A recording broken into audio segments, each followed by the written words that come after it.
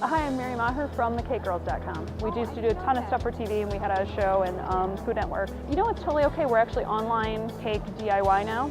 So we carry Fat Daddios equipment. We have all kinds of projects and how-tos, and we've had a great response.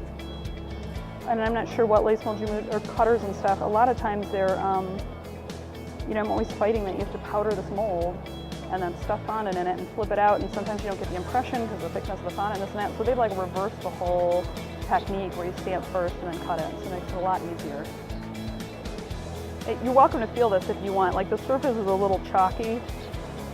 You want it just a little bit dry if you're going to put a stamp on it, because you want the stamp to release really easily. So once I cut this, the only thing I do in this mat helps is I do shake it back a little bit, shake it back and forth a little bit, because it gives me a little bit of a cleaner cut. And the thing I like in particular about these stamps that makes them so different, the stamp goes first and you cut it separately.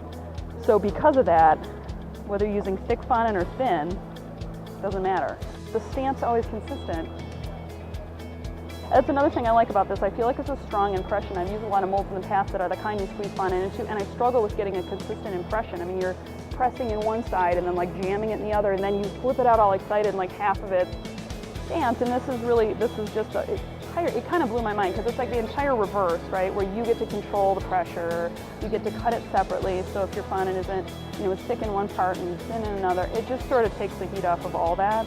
And they make enough, I thought, shapes and sizes that it gave me a chance to kind of compose. Yeah, so you can, like, I made this as kind of a centerpiece, and then I added the fondant pieces on around it and used some as a border, so it wasn't just like chunky pieces like stuck on the sides of the cake. I thought that was very cool. Yeah, so many cool new products, right? I was really excited.